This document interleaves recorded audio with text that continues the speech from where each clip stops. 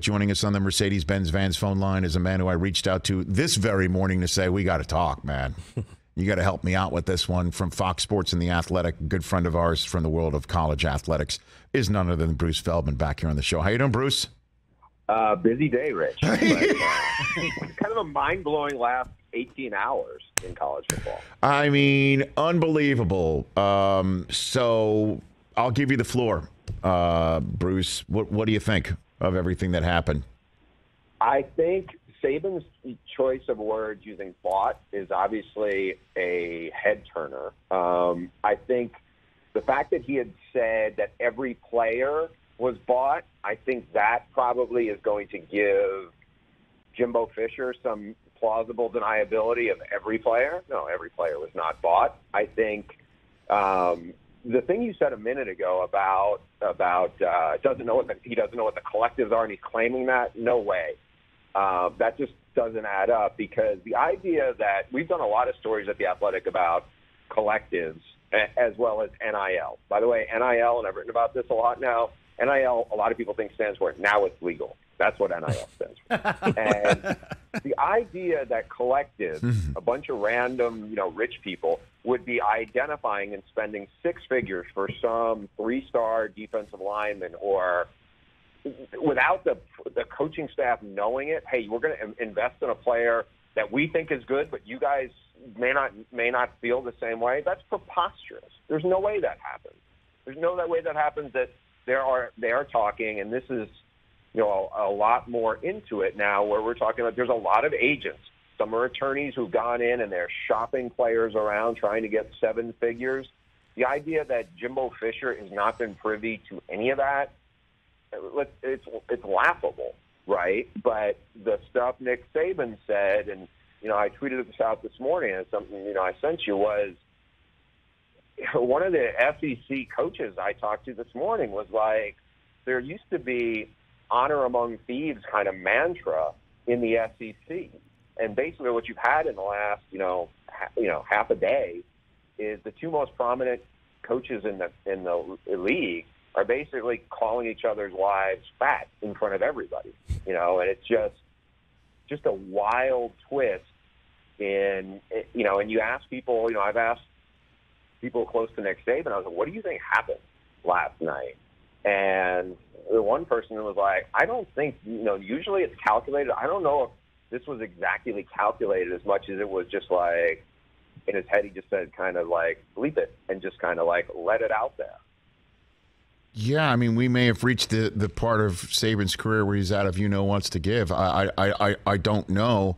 So I guess a follow-up question for you on this, Bruce, is what happens? Like, what do you think Greg Sankey's thinking right now, the SEC commissioner? What do you think he's thinking? I think Greg Sankey probably isn't as happy about it as Paul Feinbaum is. Yeah, right.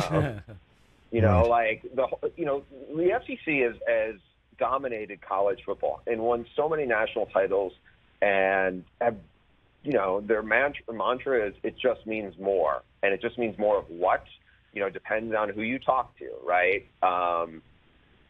And it's, there's always been an undercurrent. It's not just the SEC, but it's been heavily the SEC, right? And so for a long time, when Mike Slive, who, was really the conscience of college football and really was the godfather of the SEC, wanted the SEC's image to be cleaned up. And for the most part, it got polished up for a while.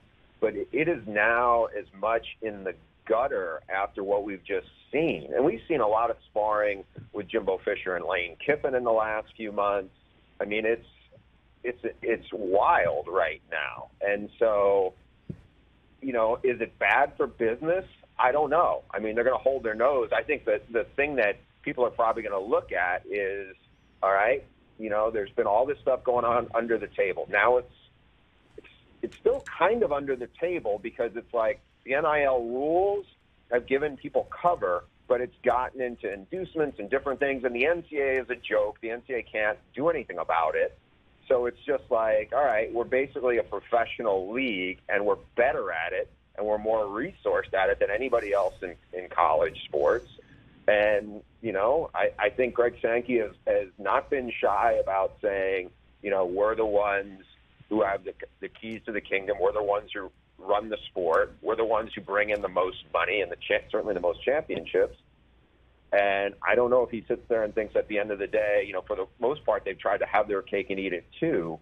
And I think this just kind of threw out some of the dirty laundry that's been bubbling beneath the surface, and it just exploded this morning. Bruce Feldman here on the Rich Eisen Show. And if Saban wanted to bring attention to this, he sure did.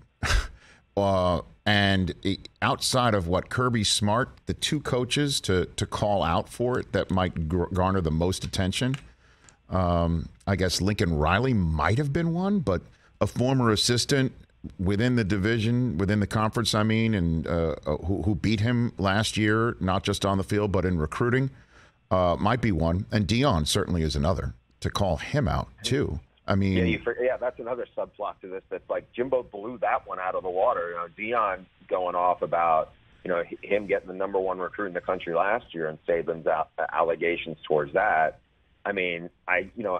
Given what happened, what Jimbo said this morning, it's just like it takes a lot to obscure Deion Sanders, but that's basically what Jimbo did.